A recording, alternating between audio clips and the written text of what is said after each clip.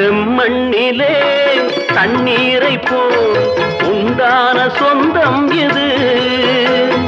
சிந்தாமணி ஜோதியை போல் ஒன்றான பந்தம் இது.